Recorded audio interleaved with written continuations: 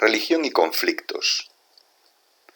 Vamos a repasar, en primer lugar, algunos conceptos generales para pensar este asunto, que es uno de los fundamentales y de los que en mayor medida interesan, uno de los grandes temas, porque religión y conflicto se asocia también a otra faceta de la cuestión, que es la relación entre la religión y la violencia. Y por tanto pone en serias dudas algunos de los parámetros en los cuales se estima que la religión está moviéndose, que son justamente los de la concordia, la hermandad, el planteamiento general de desactivar las situaciones conflictivas, generar consenso, generar un camino colectivo por el que transitar todos, lejos, por tanto, de la opción de la violencia. Pero la primera idea que hay que plantearse es que la religión no es solo una cosa, es multifuncional. Es multifuncional tanto en el ámbito de lo individual, de lo personal, como en el ámbito de lo social. Y en este asunto es particularmente primordial tener en cuenta que la religión tiene como una de sus funciones más notables la identificación, es decir, generar señas de identidad. Pero claro, generar señas de identidad también es generar elementos para ahondar en la diferencia, ahondar en la exclusión también, que es, por ejemplo, lo que nos encontramos a lo largo de la historia de España en algunos momentos, y quizá podamos tomar el nacionalcatolicismo como uno de sus momentos estelares de esta opción por convertir la religión en un instrumento de exclusión, en un instrumento en que la identidad entre religión y nación se convierte en una forma de excluir a quienes no comparten esa religión. Y resulta muy interesante este ejemplo que tenemos. Es una ley que se promulga un poco antes de la victoria franquista, el 2 de febrero de 1939. Y es una ley que deroga otra, que es la de confesiones y congregaciones religiosas del año 33. Fíjense las palabras que utiliza el redactor de la ley en este preámbulo.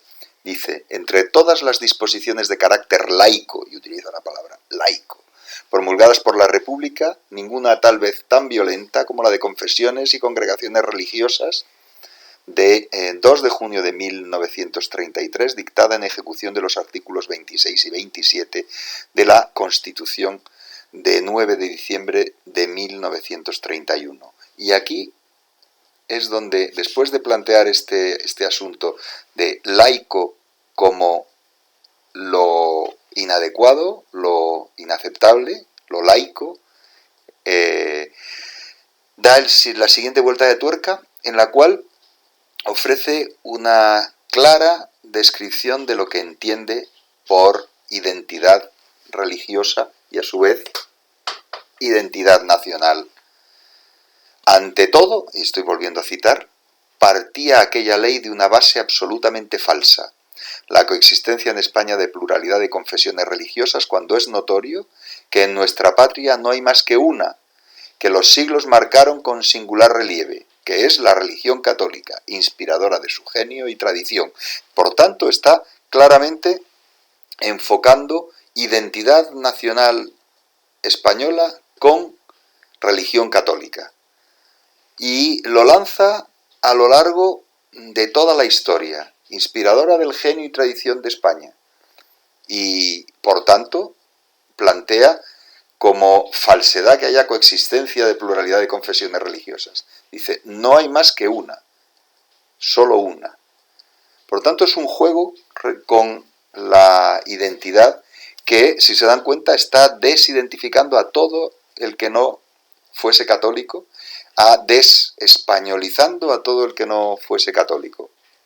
¿Qué nos encontramos? Pues que la religión, por el hecho de ser un factor sensible, puesto que las creencias religiosas se asocian desde muy pronto, en cultura muy pronto, se enseñan a los niños, pues en algunos casos, en las familias muy creyentes, muy religiosas, casi antes que hablar, o a la par que se habla, a la par que se enseña las relaciones familiares, qué es el padre, la palabra madre, pues se enseña y a veces se consigue que la primera palabra que diga un niño, o se conseguía cuando era tan fuerte, estos deseos eran tan fuertes en antaño, que la primera palabra que diga un niño sea Dios. Entonces, bueno, pues ténganlo en cuenta. En las sociedades tradicionales, todo lo que tiene que ver con la religión se aprende muy poco después de comenzar a hablar. Se convierte en un aprendizaje profundísimamente arraigado y, por tanto, se convierte en un ingrediente importante a la hora de justificar o ahondar las diferencias y las exclusiones en un contexto de conflicto. Se convierte en un elemento que mueve las creencias de la gente, que mueve las voluntades de la gente de un modo muy fuerte. Puede ser, desde luego, un ingrediente importante en el conflicto para ahondar en la desidentificación del diferente, en convertir en ciudadanos, pues eso, de segunda, o extranjerizar directamente a los que no pertenecen a la religión mayoritaria. Y de ahí a exterminar o expulsar los diferentes, pues hay un paso. Y en la historia de España ese paso se dio, pues por ejemplo, hace algo más de 500 años con la expulsión de los judíos en 1492 y en algunos otros contextos, 1609, por ejemplo, la expulsión de los moriscos, que ya no eran musulmanes, pero que no eran musulmanes de jure, pero seguían siéndolo de hecho, de facto, porque una de las primeras cosas que hicieron en la insurrección morisca fue acabar con las iglesias y acabar con una creencia que les resultaba insoportable en muchos casos, tanto como para producir esa violencia. Todo ello, ¿a qué nos lleva? Pues a pensar una historia que a veces no es fácil de pensar. No es fácil de pensar y no es fácil de asimilar en nuestro presente. Nos encontramos con que esta historia a veces se convierte en piedra o se convierte en madera o se convierte en patrimonio y resulta extremadamente difícil vivir con él. Aquí les pongo un ejemplo que es el Santiago Matamoros, que aparece en la entrada lateral de la Catedral de Santiago de Compostela. Santiago Matamoros, en dos imágenes, una en la que aparece tal y como es la imagen y otra tal y como se presenta ahora. Había dos maneras de bregar con este asunto. Una manera sería quitar ese elemento patrimonial que estaba en la catedral. Apartar ese Matamoros con esas tremendas cabezas cortadas de reyes musulmanes. ¿Cómo lo han hecho? Pues a base de un follaje de flores de plástico que consiguen, flores de plástico y follaje de plástico que consigue tapar, y queda solo el jinete, el Santiago, montado en su caballo, y por tanto se escamotea las formas más violentas de este patrimonio. Es una forma de hacerlo, es un modo de hacerlo, en vez de quitarlo, escamotearlo, esconderlo.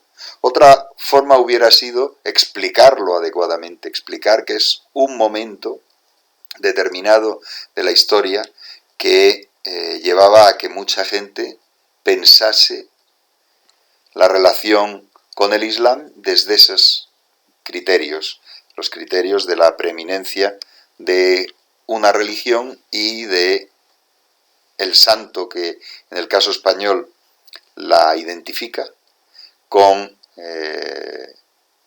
preeminencia de una y la negación de la otra. La negación por una parte y el hecho de anegar la otra, puesto que la parte de abajo de la imagen parece como si fuera un río que se llevase los guerreros del Islam. Nos encontramos con una pregunta, la planteamos así: conflicto religioso, conflicto religioso. Es decir, la religión genera conflicto, la religión es clave del conflicto. Pues lo primero que quería plantearles es que, desde mi punto de vista, hay serios problemas para caracterizar cualquier conflicto como religioso. Ni siquiera los que se llaman así, ni siquiera las guerras de religión de la Europa moderna serían conflictos producidos por la religión. ¿La religión qué hace? Pues la religión lo que otorga es al conflicto un elemento que podemos incluso llamar como multiplicador o detonante. Pero ¿es la religión causa de conflicto o hay conflictos que sean solo y exclusivamente conflictos basados en lo religioso? Pues habría quizá que revisar algunos ejemplos y probablemente serán más fáciles de ver y de ejemplificar si los traemos hacia el presente, los traemos cerca de nuestro mundo actual. Y intentamos ver algunos de estos focos que teóricamente se plantean como guerras de religión o como guerras en las cuales, o conflictos en los cuales el componente religioso es un componente fundamental. Bien, pues vamos a ver algunos y podríamos empezar en la propia Europa y en la cercanía nuestra, que uno podría ser el conflicto del Ulster, en el cual pues la religión se convierte en una seña de identidad que permite ahondar las diferencias entre unos y otros, entre irlandeses o los que piensan que Irlanda tendría que ser una única, un único país incluyendo el Ulster, y que quienes lo suelen defender son católicos, y quienes estiman que el Ulster es como un mundo aparte y que unos respecto de otros, unos entienden a estos como inmigrantes extranjeros, ingleses, otros lo ven como quienes están allí por su tiempo y por su número y por resultado también de la historia y de la hegemonía de unos respecto de otros. Claro, aquí tenemos un verdadero problema a la hora de que unos estimen inmigrantes a otros.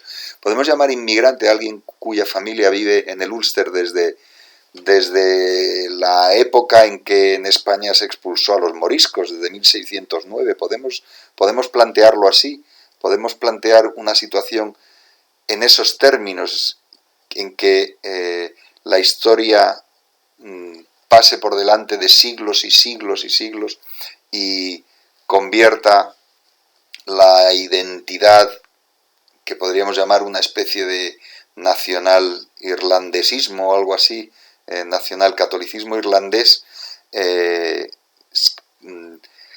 podríamos plantear el asunto de esa manera. Claro, es un verdadero reto, y tiene curiosamente también que ver cuando las cuestiones se enconan en mayor medida en los años en los cuales el conflicto fue más fuerte y más sangrante. El cumplimiento en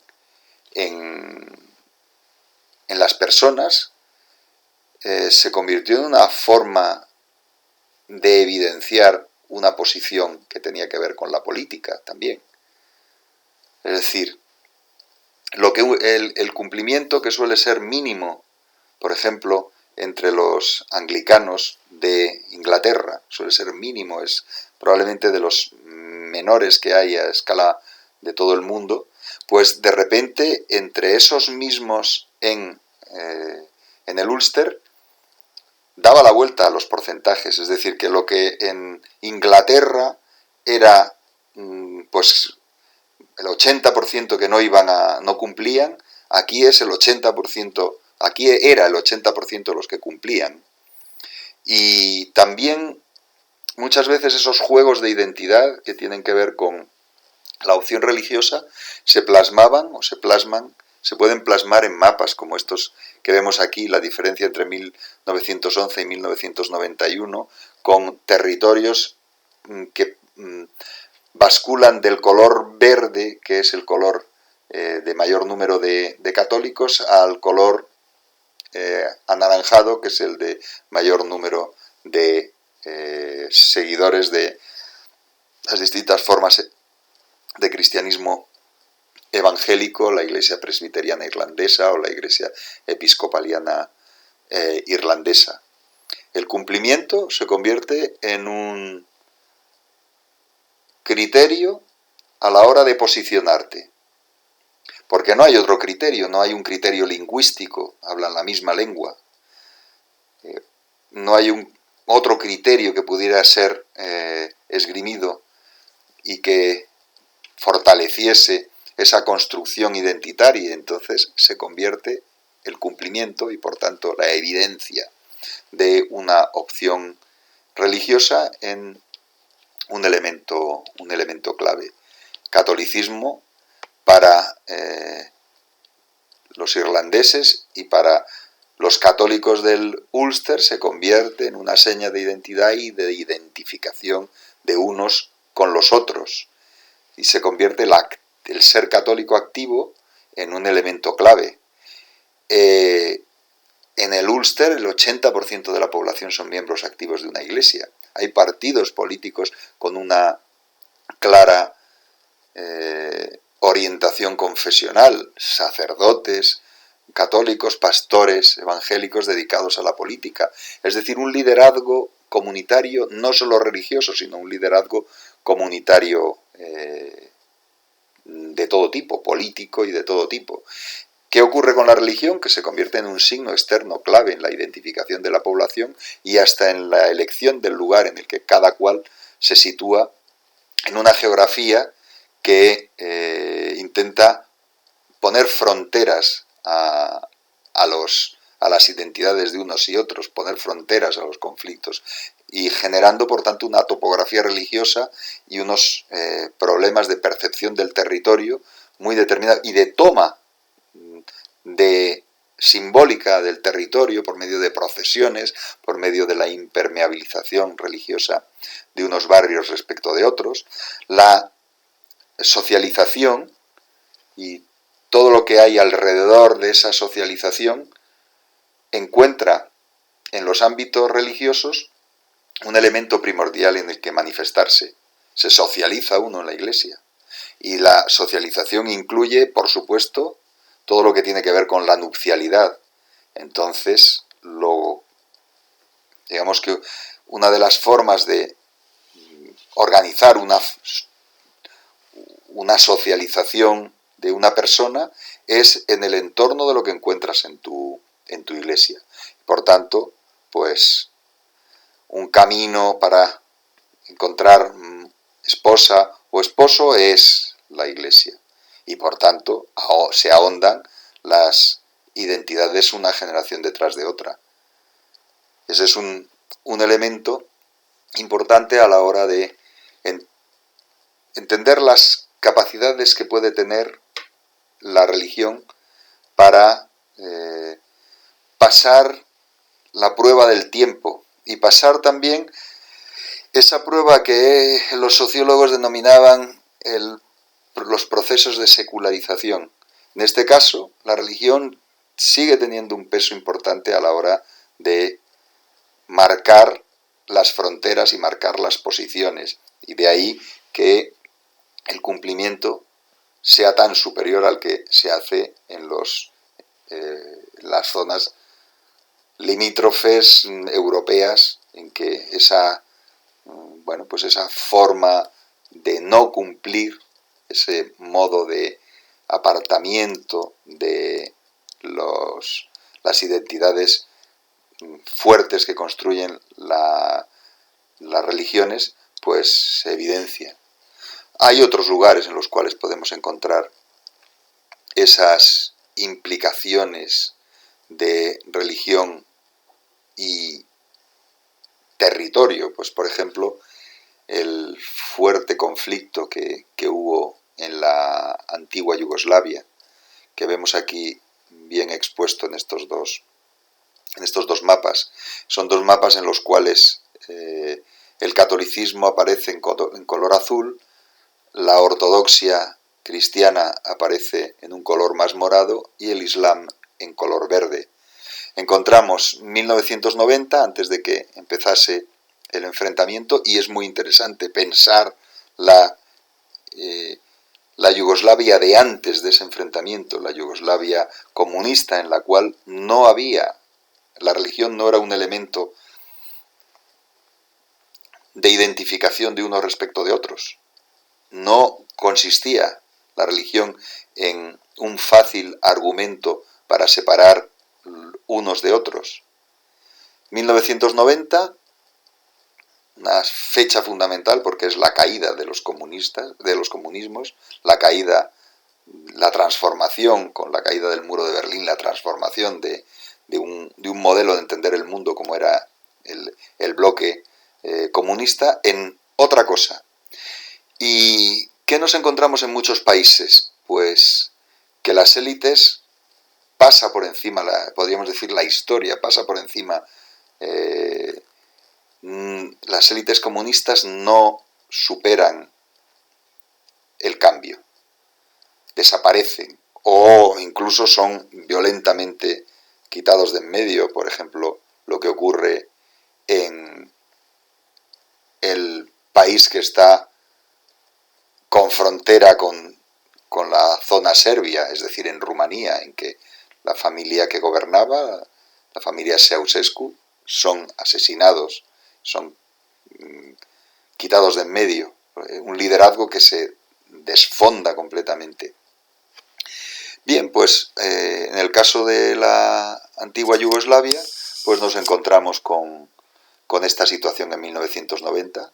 Muchas de las partes tienen dos colores desvaídos. Por ejemplo, si nos fijamos en la zona de Kosovo, pues hay una parte con una mayoría musulmana, pero hay partes en las cuales está entremezclada la musulmanes con ortodoxos, y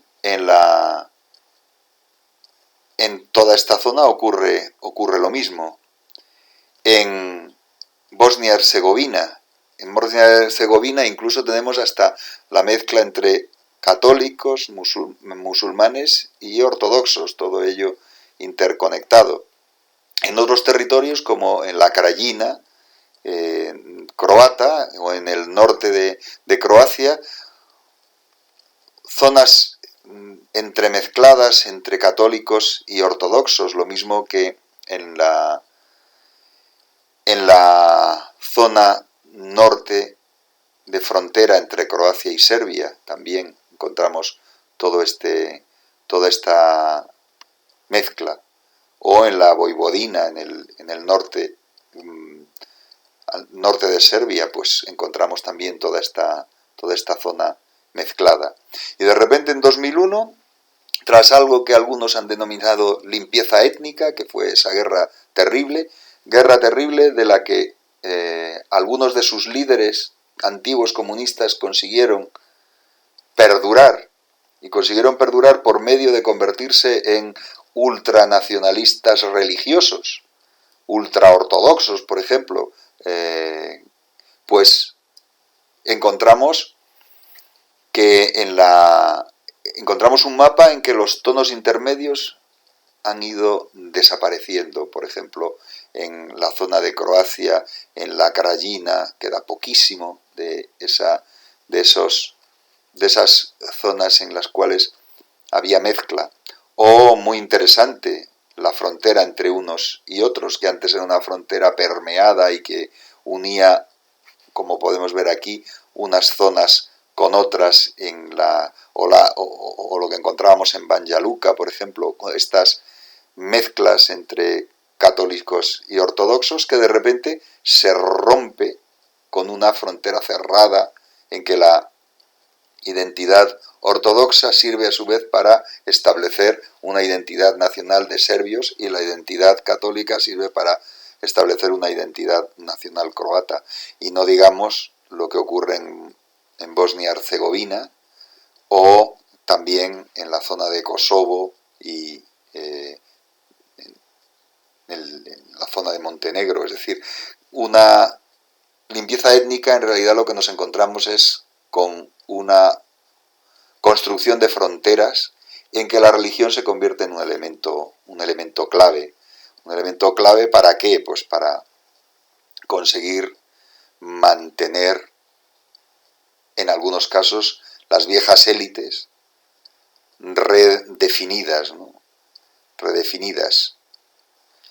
Se vuelve a plantear en todo este contexto, pues, la religión como un elemento de construcción de identidades y un elemento también de recurso al exterminio. El recurso al exterminio como detonante de la expulsión, que emplea la religión como un recurso fácil para justificar lo que evidentemente es injustificable, claro. El uso de la religión por parte de la élite de excomunistas para mantenerse en el poder, para enriquecerse, para generar clientelas por la desposesión de unos, exacerbando las identidades nacionales y convirtiendo la religión en una seña de patriotismo, y por tanto convirtiéndola en un verdadero generador del conflicto. ¿El conflicto es religioso? Evidentemente no. No es un conflicto religioso. Es un conflicto en que la religión es el instrumento de construir ese conflicto. Porque si fuese un conflicto religioso, en la época anterior, en la época comunista, hubiera habido ese conflicto, y no lo había. En la época comunista era común, y esto, por ejemplo, la persona que aquí aparece, que es el mufti de Sarajevo. El mufti de Sarajevo contaba lo que era Sarajevo en la época anterior, y es que cuando se abría una mezquita iban los líderes de las otras religiones a la inauguración sin ningún problema, y de repente se convierten en las religiones en elementos clave para ahondar el conflicto. Aquí lo vemos en el encuentro que hizo la Fundación Atman en 2005 en Madrid, y donde explicó algunos de esos problemas que fueron tremendos en la destrucción de Sarajevo y la aniquilación de una cultura, en cierto modo, que fue lo que se buscó, la destrucción de la gran biblioteca de Sarajevo, que era una de las mejores bibliotecas del mundo islámico, porque tenía textos, algunos de ellos antiquísimos y magníficos, que fue destruida sistemáticamente. Salieron las tropas dejaron de bombardear en el momento en que destruyeron ese símbolo que era un símbolo de la cultura. No entendida por ellos como la entendían antes, la cultura universal, o incluso la cultura yugoslava, no entendido así, sino entendido como una cultura extraña que la mejor manera era quemarla, destruirla, que fue lo que hicieron con la biblioteca y con la universidad, lo que plantearon en el caso de Sarajevo. Pero claro, este asunto ya en la zona se había producido en alguna medida, bueno, en alguna medida no, casi en una medida ejemplar. Movimientos de población de este tipo se habían ocurrido cuando la guerra, el enfrentamiento entre Grecia y Turquía, con un movimiento de poblaciones de una parte a otra que todavía, y ha pasado pues más de un siglo, todavía no está realmente cicatrizada esa herida que fue la herida de la ruptura entre Grecia y Turquía, construida en parte esa ruptura por medio de la renuncia a una de las formas que había tenido el Imperio Otomano de hacerse fuerte, que es justamente por la aceptación de las distintas religiones en su seno y el reconocimiento del liderazgo, pues como lo reconocían, a pesar de todos los problemas y las violencias que podían tener puntualmente contra ellos, el reconocimiento del patriarca de Constantinopla como un líder, y en este caso también hay que tenerlo en cuenta como líder comunitario, y por tanto la religión por parte de los otomanos se utilizó como un instrumento de acción política y de control territorial también, y de estabilidad de su poder. Nos encontramos con eso, con una ruptura completa de la convivencia, que fue lo que vimos en la guerra de Yugoslavia, una ruptura completa de la convivencia, generando un conflicto que todavía realmente no se ha cicatrizado tampoco. Realmente. Tenemos más de este tipo de conflictos abiertos en Oriente Medio, pues el caso del Líbano, con estas diferencias entre grupos que utilizan también los elementos religiosos como elementos de diferenciación de unos y otros. Chiitas, sunitas entre los musulmanes, un 39% de chiitas, un 21% de sunitas, aunque es difícil que las estadísticas estén al día en todo esto.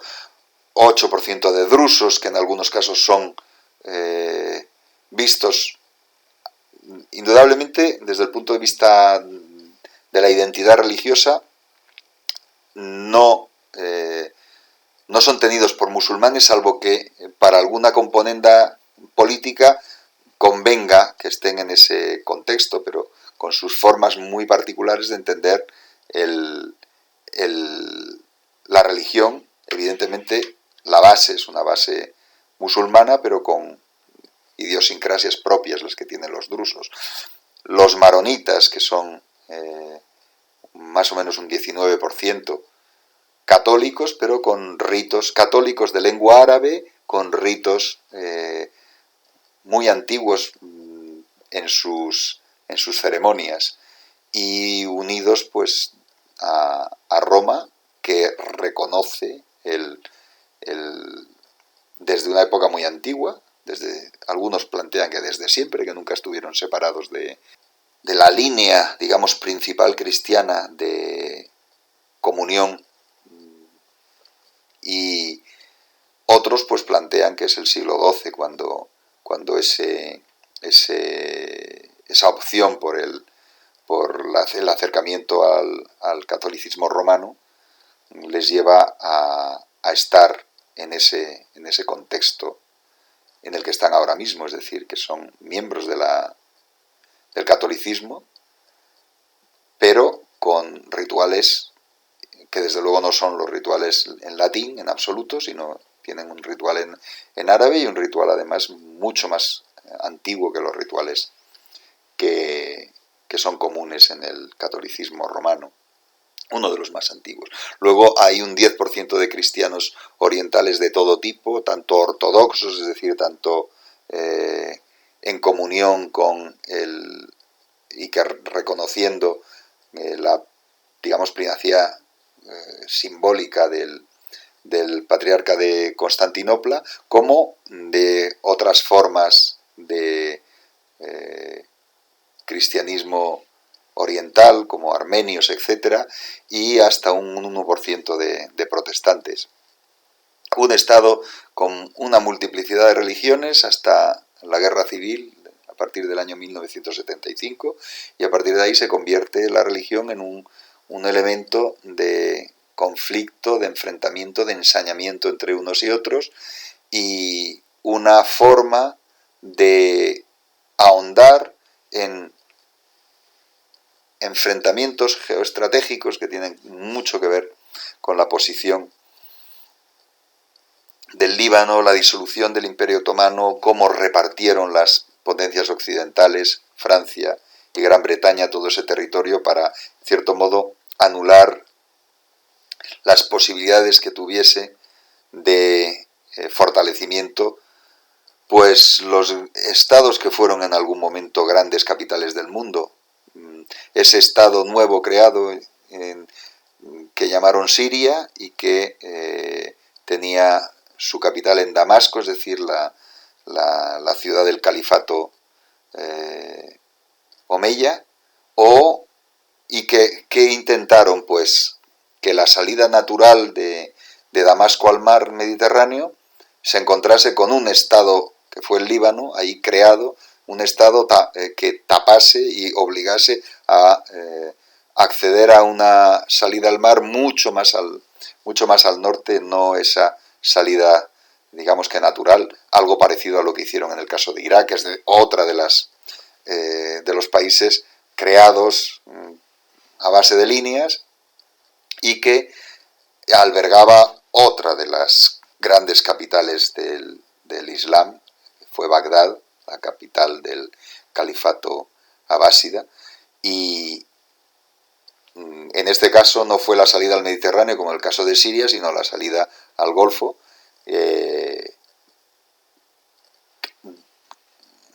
y como una forma de estado tapón le pusieron ahí a Kuwait, y fue, en fin, uno de los detonantes geoestratégicos de un gran problema. Entonces, ¿qué nos encontramos volviendo al Líbano?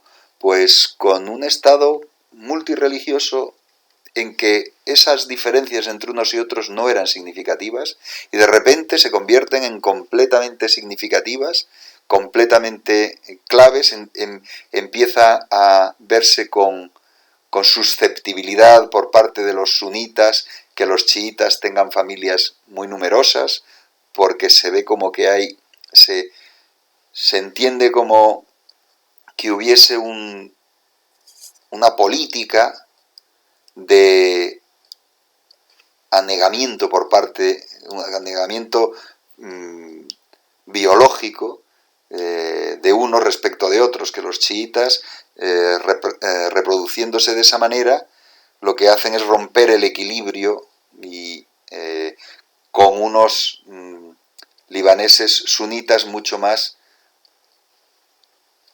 al modo en su vida, al modo de las formas de entender la familia y formas de entender la vida de los europeos y muy particularmente de Francia, en la que se miraban muchos de ellos, ¿no? Entonces, ese juego que incluye hasta la biología, es decir, que ve hasta mal que unos se reproduzcan más que otros. Eso ha ocurrido en muchos contextos, por ejemplo, entre la gente de Quebec, que eran católicos, y el resto de Canadá, que eran principalmente protestantes, y veían que los católicos se reproducían mucho más y en algunos casos hicieron leyes terribles en relación con ese asunto en la época no en el Canadá actual, sino en un Canadá del pasado, que utilizó también la religión como un elemento de diferenciación entre la población que hablaba francés y la población que hablaba inglés, y unos católicos y los otros distintas opciones protestantes evangélicas. Entonces, bueno, pues la religión, ¿qué es en el caso de Líbano, en todos estos contextos? No es más que un ingrediente, no es la causa del conflicto. ¿Y dónde lo vemos?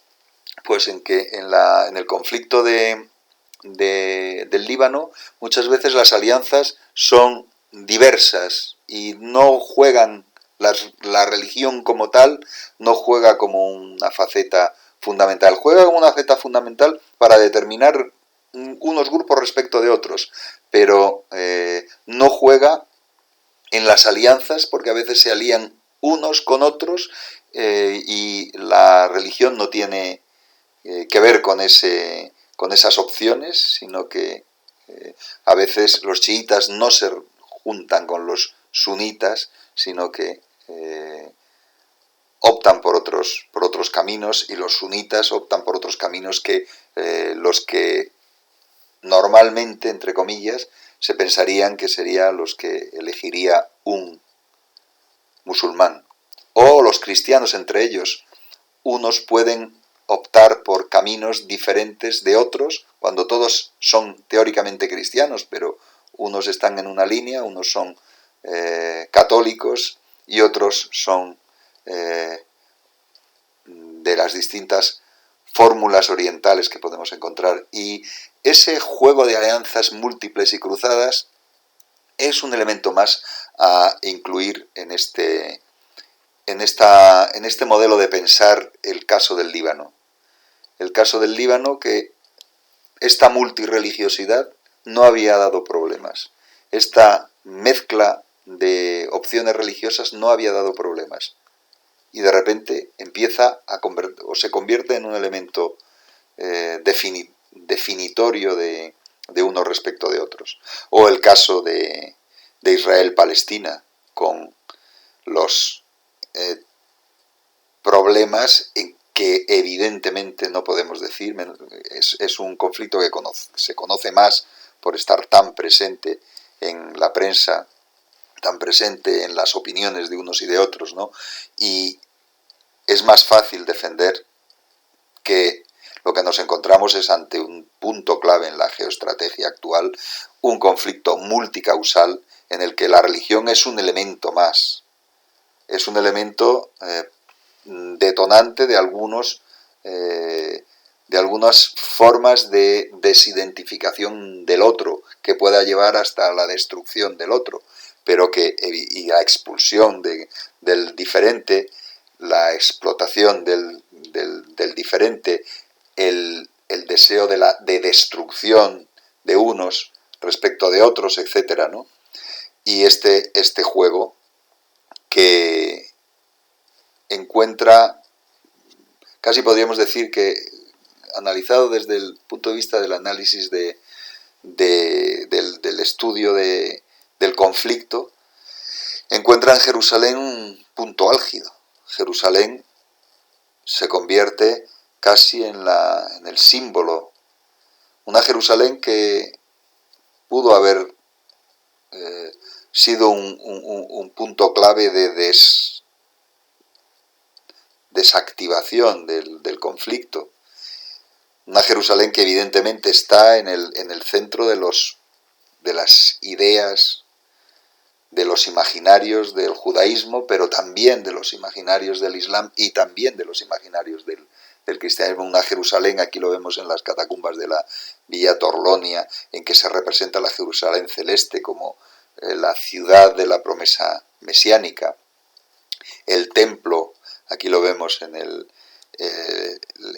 templo judío, la Jerusalén vista en algunos casos como el centro del mundo, y un punto clave en estos conflictos. En este caso estamos viendo el Muro de las Lamentaciones, pero desde arriba, en esta vista, podemos ver lo que hay en la explanada llamada de las mezquitas o la explanada del templo, puesto que ahí estaba el templo judío. El muro de las lamentaciones no es más que el resto del antiguo muro de cierre de ese templo construido por Herodes el Grande.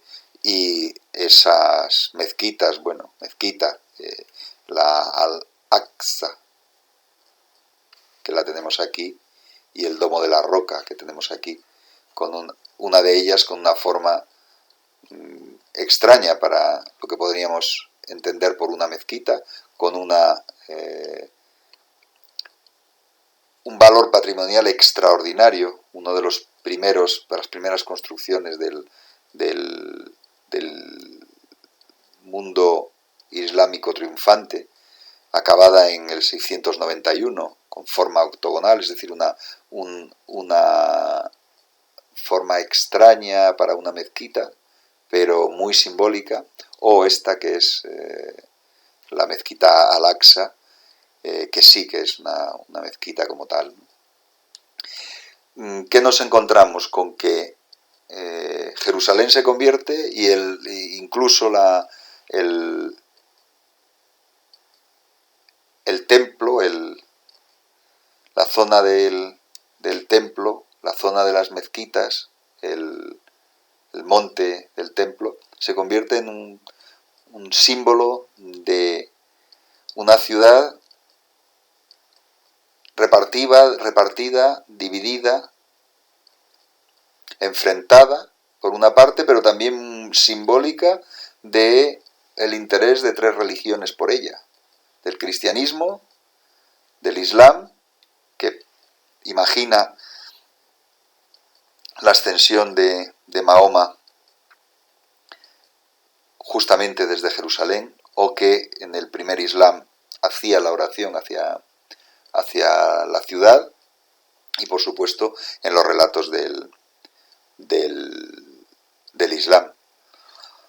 Podemos ver más conflictos: el conflicto de Sudán con la creación de dos naciones, Sudán y Sudán del Sur, con un elemento en que la religión se convierte en una construcción de los intentos de supremacía de unos respecto de otros y de construcción de los criterios de separación de unos respecto de otros, o en el subcontinente indio, en que vemos esta división que hay, que resulta particularmente terrible, puesto que implica a números enormes de población.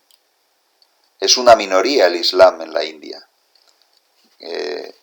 ¿Dónde son mayoritarios? Pues en las zonas en que en este mapa aparecen con los colores verdes más fuertes, y bastante numerosa, entre el 20 y el 50% de musulmanes en las zonas en que el color verde es más suave. Todo esto nos encontramos aquí con un conflicto en la zona más poblada del mundo, con un conflicto entre musulmanes e hindúes, que está siendo potenciado por la apuesta identitaria, una especie de nacional hinduismo que encontramos en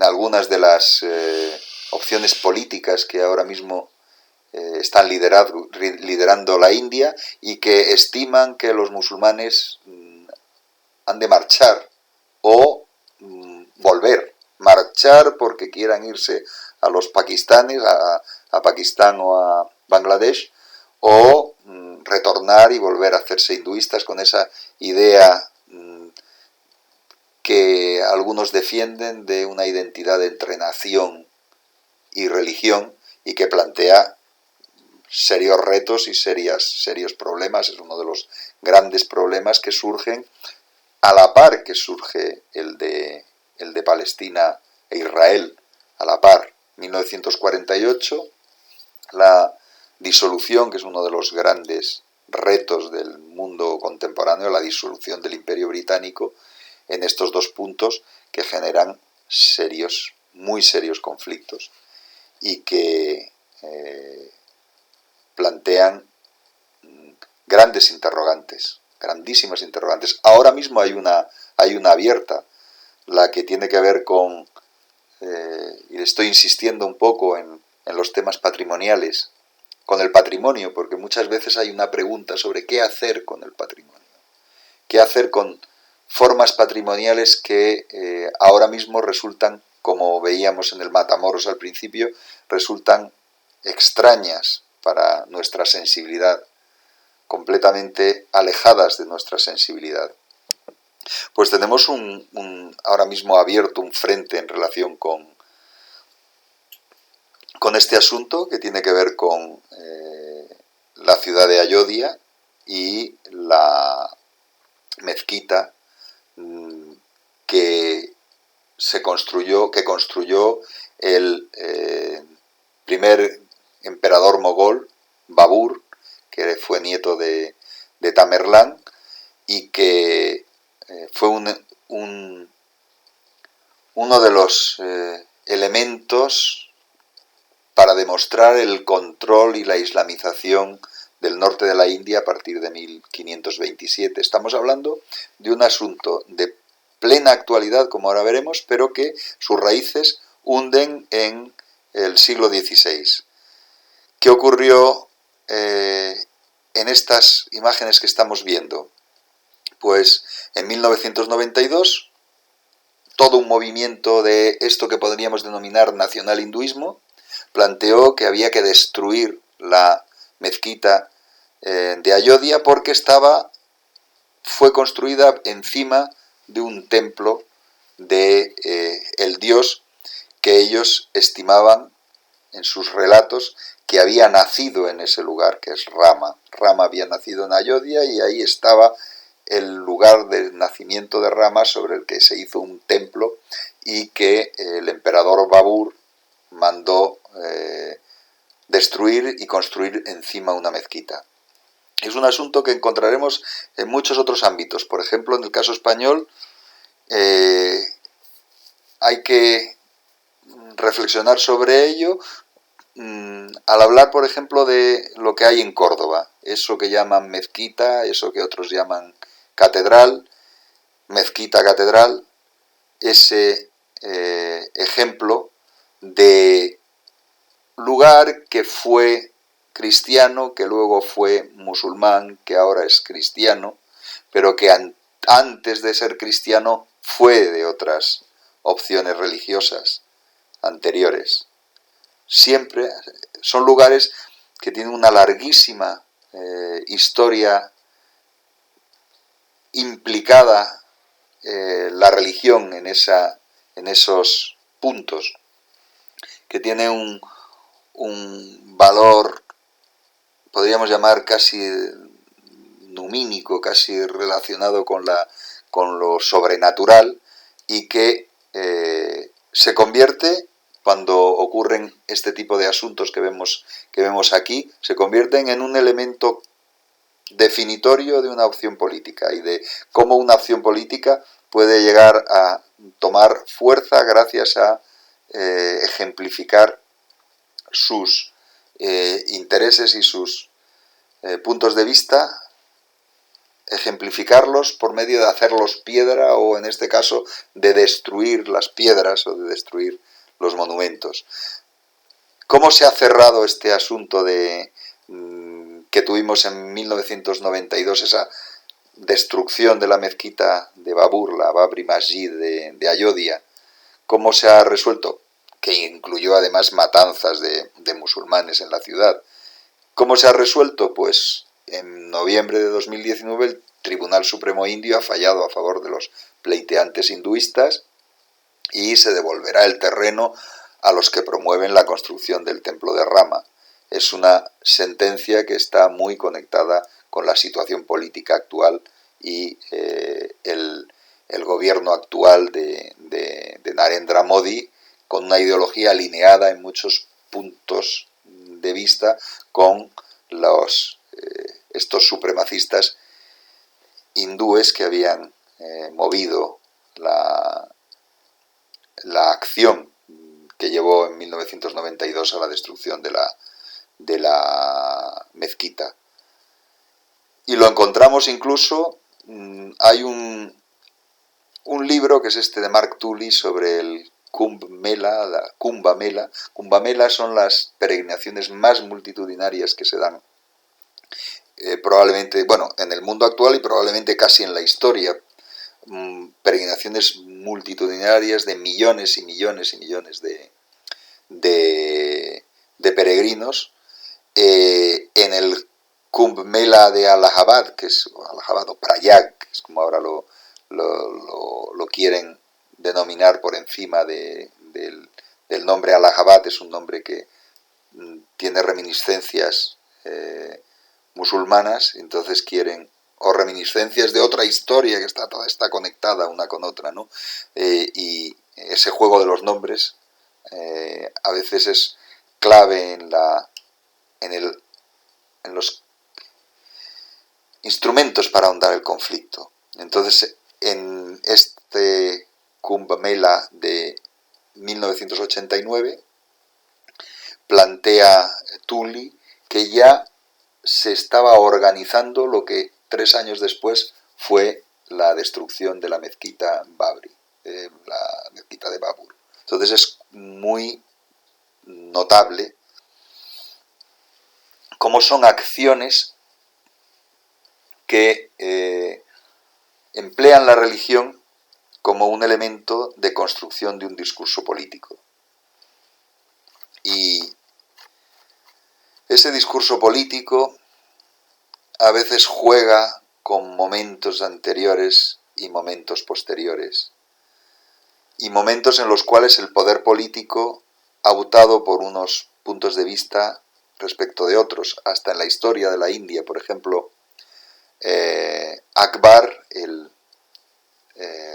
nieto de Babur, así como Babur apostó sistemáticamente por la construcción de mezquitas y evidentemente el desmonte de templos previos, así Akbar intentó optar por un modelo que fuese lo más cercano a lo que podríamos llamar un diálogo de religiones, teniéndole a él, por supuesto, como vector clave.